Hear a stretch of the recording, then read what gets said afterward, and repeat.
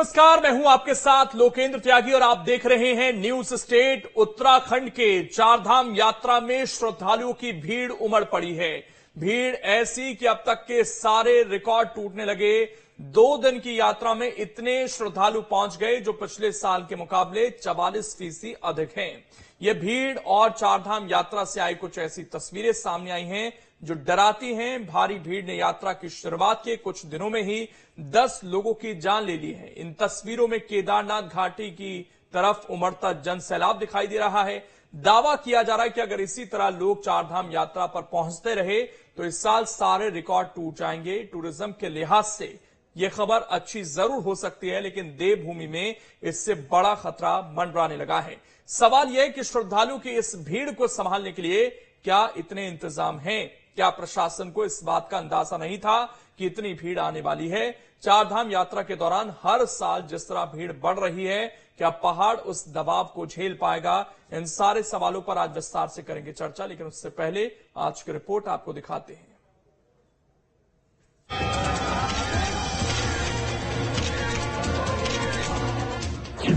पहाड़ों में उमड़ा श्रद्धा का समंदर, आखिर इतनी जल्दी क्या है? जब चारधाम की यात्रा कई महीने चल रही है। पिछले साल जब चारधाम यात्रा में उमड़े जन सैलाब की तस्वीरें सामने आई थी तो लगा था कि लोग प्रकृति और आस्था के बीच तालमेल बिठाकर भगवान केदारनाथ के दर्शन करेंगे। मगर यात्रा की शुरुआत में ही पहले दर्शन की ख्वाहिश ने एक बार फिर से यमुनोत्री से लेकर केदार घाटी तक भीड़ के तमाम रिकॉर्ड तोड़ दिए। यमुनोत्री धाम के रास्ते की इस तस्वीर में भी जहां तक नजर जा रही है, श्रद्धालु ही श्रद्धालु दिखाई पड़ रहे हैं। छोटे से संकरे रास्ते पर यहाँ भी क्षमता से ज्यादा लोग नजर आ रहे हैं। पिछले साल जो भीड़ उमड़ी थी उसे देखते हुए पर्याप्त इंतजाम किए गए थे, लेकिन बाबा केदार के दर्शन करने की तमन्ना इस बार पिछले साल से ज्यादा भीड़ खींच लाई। ऐसा नहीं है कि सनातनी सैलाब सिर्फ यमुनोत्री गंगोत्री के करीब दिखाई दे रहा है। ये तस्वीर हरिद्वार से आगे बरकोट इलाके की है, जहाँ सड़क पर गाड़ियों का 45 किलोमीटर लंबा जाम लग गया। आपको बता दें कि बरकोट से ही आगे यमुनोत्री और गंगोत्री के रास्ते हैं। यहाँ से उत्तरकाशी का 30 किलोमीटर लंबा वंदे रूट है, इसीलिए मंदिर से लौट रही गाड़ियां पहले निकल रही हैं, जिससे मंदिर की तरफ जाने वाली गाड़ियों को 20 से 25 घंटे का इंतजार करना पड़ा। भीड़ का जो मंजर यमुनोत्री गंगोत्री हाईवे पर दिखाई दिया, ठीक उसी तरह केदारनाथ और बद्रीनाथ के रास्ते भी जाम हैं। भीड़ इतनी ज्यादा है कि 10 से ज्यादा लोगों की अब तक यहाँ पर मौत हो चुकी है। मध्य प्रदेश के 3 लोगों की भी आपको बता दें कि चारधाम यात्रा के दौरान मौत हो गई।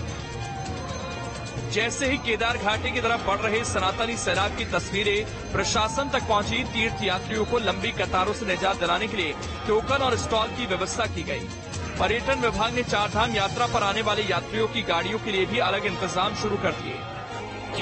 अब सवाल ये है कि क्या इतने इंतजाम काफी होंगे? क्या प्रशासन को इस बात का अंदाजा नहीं था कि इतनी भीड़ आने वाली है? चारधाम यात्रा के दौरान हर साल जिस तरह भीड़ बढ़ रही है, क्या पहाड़ उस दबाव को झेल पाएगा? प्रशासन दावा करता है कि इस बार 26 लाख से ज्यादा लोगों ने चारधाम यात्रा के लिए रजिस्ट्रेशन कराया। इस आंकड़े को लेकर उत्तराखंड सरकार से लेकर वहां का टूरिज्म विभाग तक गदगद है। होना भी चाहिए, क्योंकि टूरिज्म उत्तराखंड की अर्थव्यवस्था को बढ़ाने का एक बड़ा जरिया है। अकेले चारधाम यात्रा से पहाड़ के लोग इतनी कमाई कर लेते हैं जिससे वो साल भर बैठकर खा सकते हैं। लेकिन सवाल पहाड़ों में लगातार बिगड़ते संतुलन का है। पहले से क्लाइमेट चेंज की वजह से पहाड़ विभीषिका झेल रहे हैं। अब इस भीड़ का बोझ पहाड़ कैसे सह पाएंगे? आपको बता दें कि चारधाम यात्रा के शुरुआती 2 दिन के आंकड़े बताते हैं, पिछले साल के मुकाबले यहाँ 44% ज्यादा लोग पहुंचे हैं।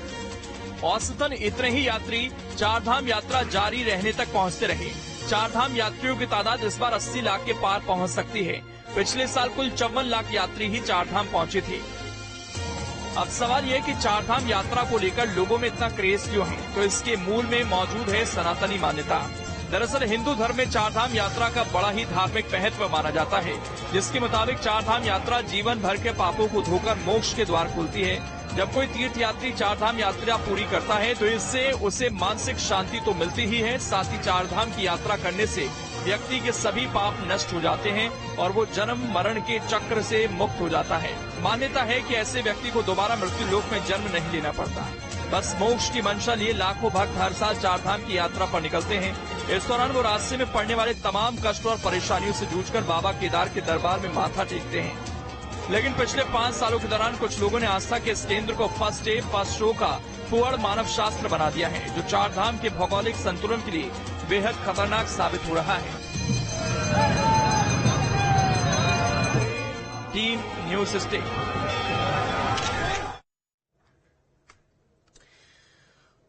तो चारधाम यात्रा में ये जो भीड़ दिखाई दे रही है, ये कई लोगों की जान ले चुकी है। 3 लोग इसमें मध्य प्रदेश के भी हैं, जिसको लेकर मुख्यमंत्री का ट्वीट भी सामने आया और उन्होंने 4 लाख रुपए मुआवजे का ऐलान भी किया। लेकिन इससे आगे हम यात्रियों की सुरक्षा को लेकर क्या कर सकते हैं? क्या ये व्यवस्था पहले से नहीं हो सकती थी? और इन जो जान जा रही, इनका आखिरकार जिम्मेदार कौन है?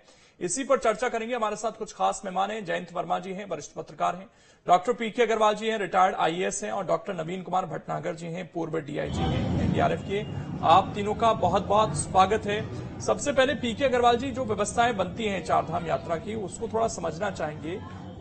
जब रजिस्ट्रेशन होते हैं तो उस समय क्या ये नहीं पता होता कि हमारी क्षमता क्या है? और ये जो भीड़ बढ़ती है, ये कंट्रोल क्यों नहीं हो पाती?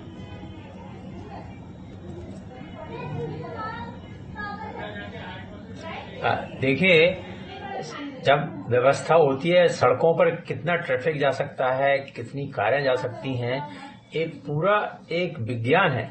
और इसमें जो पीडब्ल्यू रोड्स के इंजीनियर्स रहते हैं, वो पहले से जानते हैं, सरकार जानती है।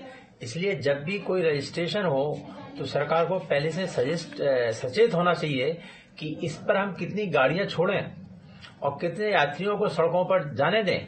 तो मैं सोचता हूँ ये पूरा जो गणना ही नहीं हुई, कल मैनेजमेंट ही नहीं हुई, व्यवस्था ही नहीं हुई पहले से। क्योंकि इसको, और जब हमें जो ट्रैफिक है, जो गाड़ियां हैं, उनको देहरादून और केवल हरिद्वार पर रोकने से काम नहीं चलेगा, हमें इसको दूर से रोकना पड़ेगा। आज याद आता है मुझे, अगर उत्तर प्रदेश में उत्तराखंड होता तो ये प्रॉब्लम नहीं आती, क्योंकि उत्तर प्रदेश सरकार के पास बहुत सी व्यवस्था रहती है, बहुत जगह वो ट्रैफिक को रोक सकते थे। तो आजकल जो इतने यात्रियों को अलाउ किया गया, मैं सोचता हूँ यही बहुत गलती है। और हमारे पास देखिए, कुंभ का वो है, उदाहरण है, अमरनाथ यात्रा का है, कितनी अच्छी व्यवस्था होती है। अब बाद में अभी डॉक्टरों की जाके व्यवस्था हुई है, सरकार ने की है 184 डॉक्टरों की। तो वो पहले से होना चाहिए थे। जो बुजुर्ग हैं 50 वर्ष से, जिनको बीमारियां हैं, मेडिकल सर्टिफिकेट लेके आना चाहिए, उनको आप अलाउ करेंगे। जो गर्म देश से, गर्म क्षेत्र से आ रहे हैं, उनको एकदम से आप केदारनाथ पे आप उन्हें जाना है, तो वैसे भी लोगों को ये सांस लेने में समस्या आ जाती है। तो इस प्रकार जो व्यवस्था है मेडिकल की, वो पहले से होना चाहिए थी और बुजुर्गों को रोकना चाहिए। अभी तो दुगनी संख्या में लोग आ गए हैं। तो ये तो मैं कहूंगा ये तो एक फेल्यूर है एडमिनिस्ट्रेशन का। अब जैसे भी हो, यात्रियों को हमें देहरादून और हरिद्वार में ही रोकना पड़ेगा। और जो आने वाले भी यात्री जो पहुंच चुके हैं, उनको कैसे निकाला जाए, कैसे इर्द गिर्द जो श्राइन है। अब देखिए, केदारनाथ में 1 लाख से ज्यादा, 1,55,00,000, 1.55 लाख लोग चले गए, जहां जाने की रास्ता नहीं थी, लोग चल नहीं पाते हैं, इतनी पतली रास्ता है। और यमुनोत्री में 70,000, 63,000, तो सौभाग्य के बद्रीनाथ में भी केवल 45,000 यात्री गए हैं। तो मैं सोचता हूँ अगर ऐसे ही रहा तो ये बहुत बड़ी ट्रेजेडी हो सकती है। इसके अलावा आप देखिए, जो उत्तराखंड है वो बहुत फ्रेजाइल इकोनॉमी का क्षेत्र है, इकोलॉजी का क्षेत्र है। कभी भी आप जानते हैं पहाड़ धंस जाते हैं। तो ऐसी जगह है तो और भी सावधानी बरतने की जगह है। और चारधाम यात्रा के लिए मैं सोचता हूँ एक ऐसी बॉडी होना चाहिए, जैसे अक्षरधाम के लिए है, जैसे कि अमरनाथ यात्रा के लिए है, कि वो जो आमदनी हो आईटी से करें। क्योंकि सरकारें ये सब व्यवस्था नहीं कर सकती, क्योंकि सरकार पूरे साल नहीं सोच सकती इसके बारे में। लेकिन अगर कोई बॉडी है चारधाम यात्रा के लिए, पूरे साल कैसे आईटी से व्यवस्था करें, कैसे लोगों का रजिस्ट्रेशन करें, कैसे उनको रोकें, कैसे उनके लिए पहले से टेंट करें। क्योंकि लोगों को ऐसे रोकने से तो नहीं होगा, उनके रुकने की व्यवस्था करनी पड़ेगी, जगह जगह खाने की व्यवस्था करें सड़कों में। नहीं तो ऐसे तो अभी तो 2 दिन में 10-11 लोगों की मौतें हुई हैं, 11 लोगों की। तो बाद में ये संख्या बढ़ सकती है। तो मैं सोचता हूँ कि अभी फौरन इस यात्रा को जहां तक हो उसको रोकना चाहिए, जहां पर मुख्य स्थानों पर। और जो यात्राएं, जो लोग कारों से आते हैं, बसों से आते हैं, उनकी बेस समस्या है। क्योंकि ट्रेनों में लिमिट से ज्यादा लोग नहीं आ सकते, हवाई जहाज से लोग नहीं आ सकते, तो लोग आजकल गाड़ियों में भर भर के आ रहे हैं, तो उनको रोकने की बहुत आवश्यकता है। और वो जो उन्होंने बहुत अच्छा व्यवस्था की है, मुख्य सचिव ने सब राज्यों के मुख्य सचिवों को लिखा है कि वो उनसे बोलें कि रजिस्ट्रेशन करें, तो मुख्य पूरे देश में मुख्य सचिवों को इसमें एसोसिएट किया जा रहा है, जिससे कि इतने महीने की यात्रा है, लोग अपने अपने समय से जाएं। ऐसा थोड़ी है कि पहले खुल गया तो सबको एकदम से पहले ही जाना होगा, क्योंकि आजकल लोग डबल फायदा लेना चाहते हैं। तीर्थ या पुण्य के साथ साथ जो गर्म काल में पर्यटन है वो भी लोग उसका एंजॉय करना चाहते हैं। ऐसा नहीं हो, बल्कि लोगों को यहाँ पर हम देख चुके हैं, इससे पहले जब आपदा आई थी तो उसमें बहुत सारे लोग जान गंवा चुके हैं, तो वो तो देश को याद रखना ही है। नवीन कुमार भटनागर जी, मैं थोड़ा सा यहाँ पर उस पर्सपेक्टिव से समझूं कि अगर जैसे जाम जैसी स्थिति, कोई फंस जा रहा है, मध्य प्रदेश शासन ने कुछ हेल्पलाइन नंबर जारी किए हैं। मान लीजिए, फर्ज कीजिए कोई हेल्प मांगता है और वो लगभग 20-25 किलोमीटर के जाम में फंसा हुआ है, तो उसको कैसे मदद पहुंचाई जा सकती है वहां पर? अब देखिए, जो ये सिचुएशन बनी है, एक्चुअली इसके लिए सेट ड्रिल होती है, एसओपी पहले बनती है, और इसमें डिफरेंट डिपार्टमेंट्स को काम दिया जाता है कि भाई आप इमरजेंसी में रेस्क्यू करेंगे, आप जो है या मेडिकल टीम है, आप मेडिसिन वगैरह का व्यवस्था करेंगे, यहाँ से एक रूट है, एस्केप रूट है, अगर कोई फंस गया है तो वहां से निकाल के उसको वहां ले जाना है आपका कैंप के ऊपर।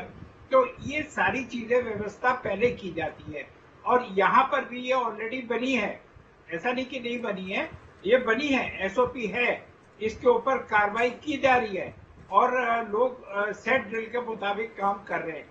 लेकिन प्रॉब्लम कहाँ आ रही है कि ये जो हौच पौच हो गया एकदम, ये जो भीड़ नीचे नियंत्रण करनी चाहिए थी, वहां से थोड़े थोड़े आदमी करके छोड़ने चाहिए थे, वो नहीं कर पाए, वहां पर कंट्रोल ये नहीं कर पाए, इसलिए ये प्रॉब्लम सामने आई है। अभी तो आप 10 आदमी कह रहे हैं, मैं समझता हूँ कि ज्यादा भी हो सकती है कैजुअल्टी, अगर हम लोग नहीं जागे या हम लोगों ने अभी नहीं कार्रवाई करी। तो अभी बहुत जरूरी है कि अभी ही हम लोगों को एसओपी पे काम कर देना चाहिए, और जो जो प्रक्रिया दी गई है उस पर कार्रवाई करनी चाहिए। बाकी देखिए, श्रद्धा का ये मामला है, इसके अंदर जो है आप बड़ा सोच के आपको इसमें एक्शन लेना है, और लोग लेते भी हैं, ये मैंने प्रैक्टिकली देखा है। और इसके लिए जो भी मेडिकल एड है उसका बहुत बड़ा रोल होता है, क्योंकि यहाँ पर ऑक्सीजन की कमी हो जाती है। जो एजेड लोग हैं वो जब चढ़ाई करते हैं, सांस फूल जाती है, नहीं चढ़ पाते हैं, उनको जो चीजें चाहिए, जैसे कपूर का टुकड़ा है, एक रुमाल में रख लीजिए, सूंघते रहिए, पानी, हॉट वाटर मिल जाए तो बहुत ही अच्छा है, वो नहीं मिलता तो पानी आपके पास थर्मस में होना चाहिए, पानी वगैरह पिलाना चाहिए। तो ये सारा दिया हुआ है एसओपी में, और उसी के मुताबिक जो है कार्रवाई हो रही है।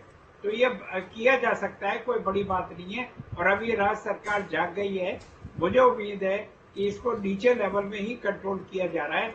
अभी लोगों को रोक दिया गया है, और जब ये वापसी लोग आएंगे तो थोड़े थोड़े करके इन्हें भेज कर कंट्रोल कर दिया जाएगा। इसमें कोई ऐसी बड़ी रॉकेट साइंस नहीं है, तो घबराने की बात नहीं है, ठीक है ना।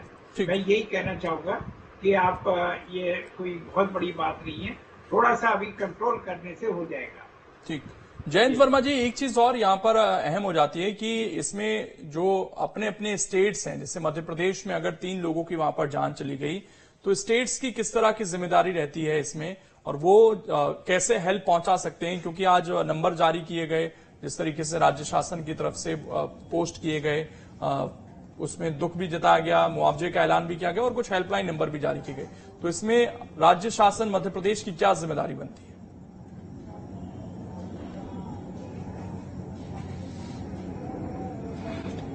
देखिए लोकेश जी, ये जो पूरी यात्रा है इसका एक सिस्टम बना हुआ है।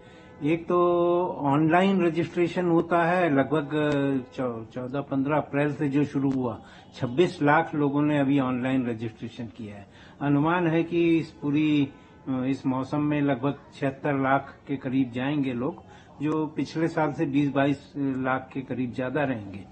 तो ये जो रजिस्ट्रेशन होता है उसमें एक तो ये होता है कि मेडिकल हिस्ट्री भी पूछी जाती है कि भाई आपकी कोई डायबिटीज तो नहीं है, हाइपरटेंशन तो नहीं है, सांस की तकलीफ तो नहीं है। तो बहुत सारे लोग क्या है अपनी ये मेडिकल हिस्ट्री को छुपा देते हैं, और इसके चलते जरा भी थोड़ी सी दिक्कत हुई, वहां सांस की कमी होती है, वहां थोड़ा सा ऊंचाई पे जाते हैं तो उसमें खतरा होता है। फिर मेडिकल टीम सरकार को अपने मध्य प्रदेश से जितने लोग जा रहे हैं तो उनके लिए एक सरकार का कोई एक वो भी होना चाहिए, एक मतलब यहाँ यहाँ तो धार्मिक एक मंत्रालय भी है, विभाग भी है, तो उसको ये काम करना चाहिए कि जो लोग जा रहे हैं उनके लिए एक पूरी की पूरी वो जारी करें कि भाई कितने लोग जा सकते हैं, क्या है, और उनके लिए क्या क्या सावधानी बरतनी है और क्या क्या उनको सुविधाएं उपलब्ध हो सकती हैं।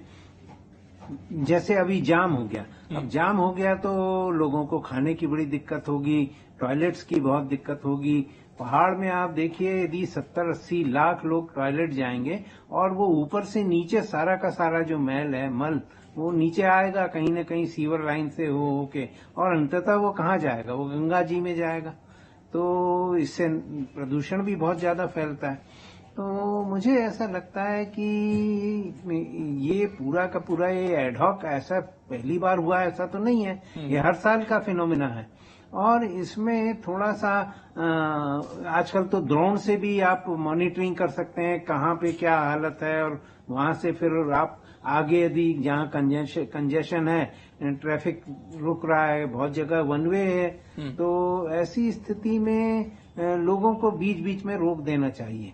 तो वो काम हालांकि अभी उन्होंने किया, रजिस्ट्रेशन थोड़ा सा 2 दिन के लिए कैंसिल किया और लोगों को थोड़ा सा अभी आगे जाने से भी रोका है, परंतु मुझे लगता है कि ये ट्रैफिक कंट्रोल का मामला है पूरा का पूरा, और इसके लिए उत्तराखंड सरकार को एक अलग से पूरा का पूरा डिपार्टमेंट, क्योंकि उत्तराखंड में सारा का सारा वो ये इस प्रकार की यात्रा होती है। सबसे ज्यादा वो हेमकुंड साहब में जाते हैं लोग, उधर वैली ऑफ फ्लावर्स है वहां भी जाते हैं, 4 धाम तो जाते ही हैं, और खासकर वो जो जोशीमठ है वहां पे तो बड़ी स्थिति खराब थी क्योंकि वो जमीन धंस रही थी।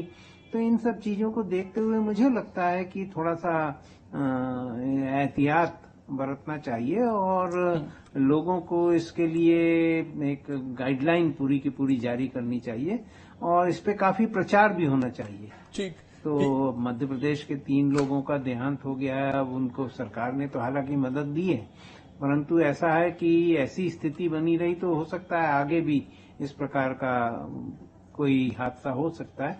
केदारनाथ का हादसा हुआ था वो तो प्राकृतिक आपदा थी, ये तो प्राकृतिक आपदा नहीं है, ये तो मानव निर्मित आपदा है, तो इसलिए इसको कंट्रोल किया जा सकता है मुझे लगता है, यदि इसको ठीक से देखा जाए।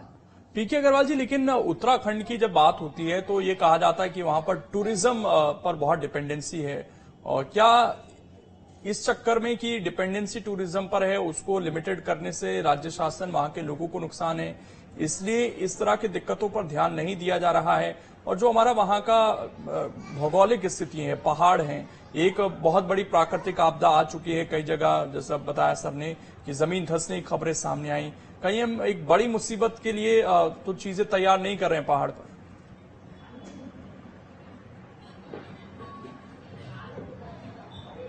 अब देखिए, ये टूरिज्म वर्सेस इकोलॉजी, इसका एक बहुत बड़ी डिबेट है और वो सबसे ज्यादा उत्तराखंड में अप्लाई होती है।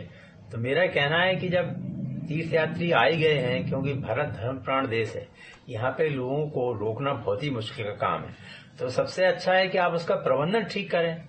और प्रबंधन करने के लिए आपको पूरे साल प्रबंधन करना, जब आपको इतनी आमदनी हो रही है टूरिज्म से, तो उस पर जो प्रबंधन है उसका व्यवस्था भी आपको बहुत पहले से करना चाहिए। जैसे अमरनाथ यात्रा में की जाती है, आपकी जगह जगह कैंटीनें होती हैं, जगह जगह रुकने की व्यवस्था होती है, लोगों को एविक्यूट भी कर सकता है। अमरनाथ तो इससे भी कठिन है, केवल केदारनाथ एक ऐसा बिंदु है, यहाँ पे एक ऐसी यात्रा है जहाँ पे सबसे ज्यादा कठिनाई होती है।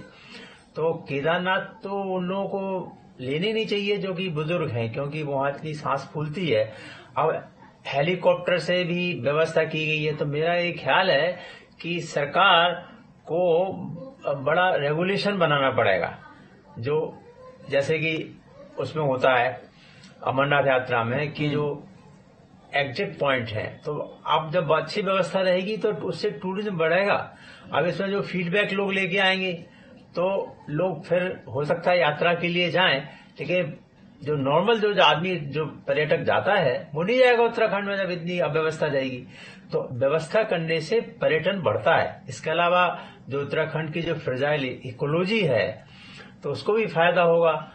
आप तो जानते हैं कि गंगा का प्रदूषण सबसे ज्यादा, गंगा पवित्र और जो स्वच्छ है वो उत्तराखंड में ही है, जहां से चलती है भागीरथी, और गंगोत्री उसका उद्गम स्थल है।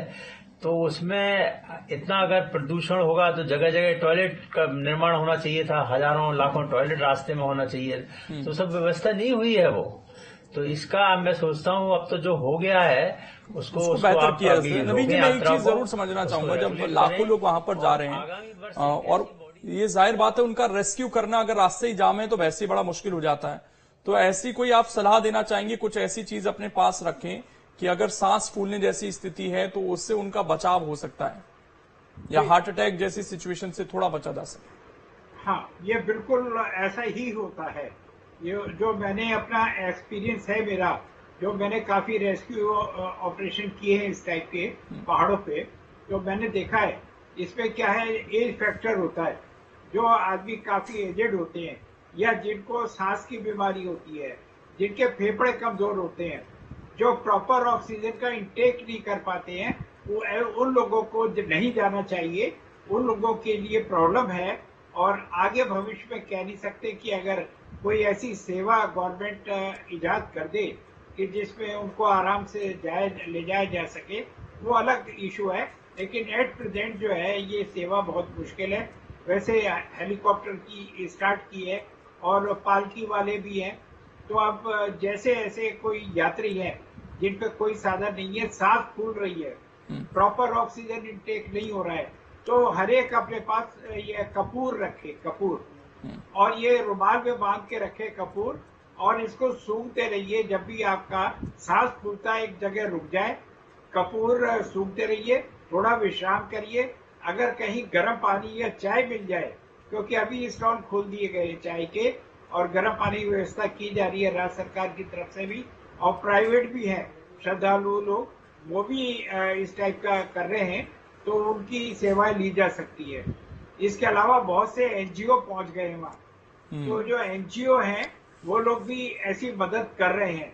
तो इसमें लोगों को ध्यान रखना है और घबराए नहीं, सांस को रोककर धीरे धीरे बाहर निकालें।